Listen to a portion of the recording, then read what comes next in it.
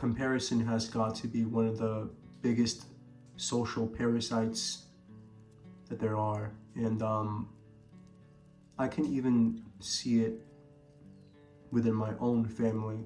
Comparison is a very common thing that is used against someone if one believes that someone should be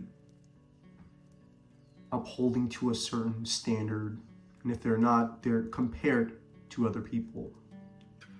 And you will actually see this, especially if you're perhaps foreigner in relation to America.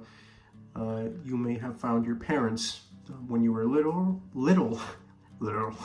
when you were little, or even now, comparing you with other kids. Oh, they're doing great. Look at them. Why don't you be like them? And to a certain extent, this comparison is a very dangerous thing to be used as a weapon against kids. And to me, it just makes no sense to use that against children, because it's such a confidence destroying thing. And one can definitely be compared and take that comparison and mimic the other person and use it as a fuel to be like that other person or surpass them. But one may also take it personal, close to their heart, and be damaged by that. And more often than not, the person takes it close and personal to their heart, and they're damaged because they were compared.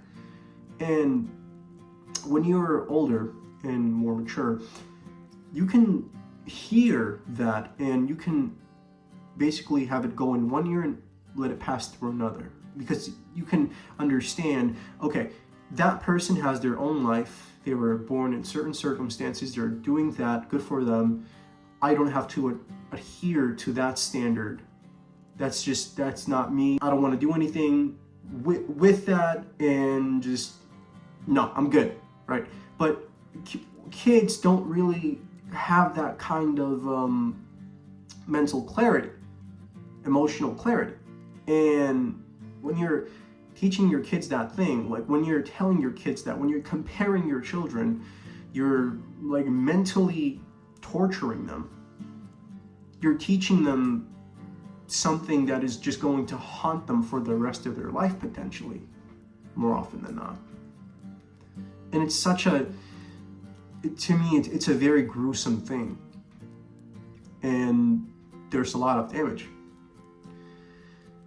And this, it ties in with this whole competition thing that is so big in this human game, right? Competing against another, competing against your peers and competing against your friends and your family, your distant family, competing against people from another continent, what have you.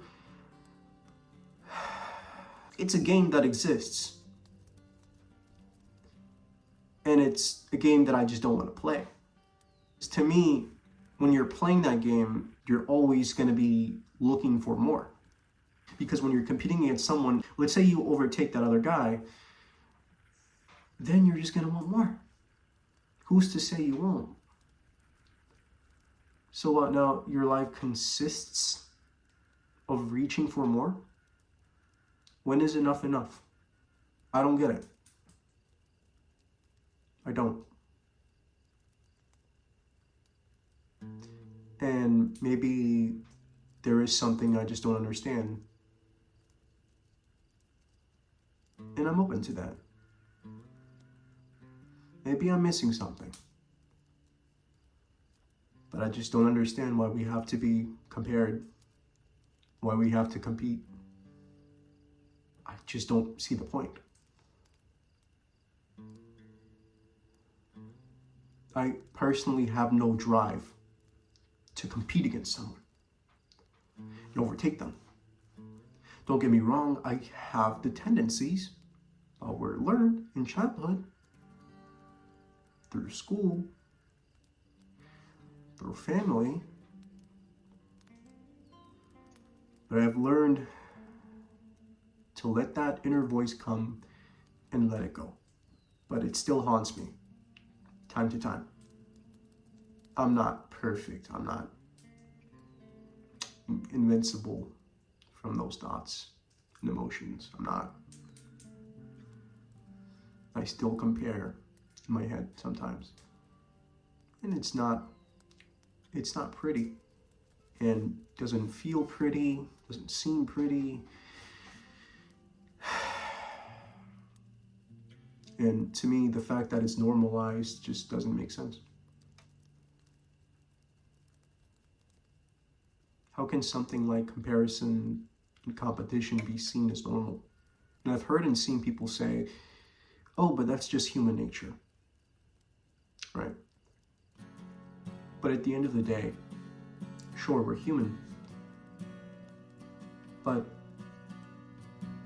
we're also conscious. We can do better. We can love better. We can understand one another better.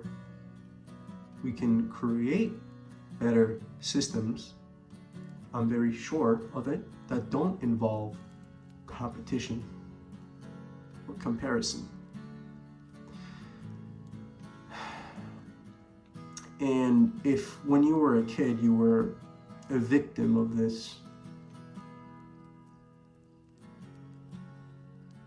trust me, I understand. I get it.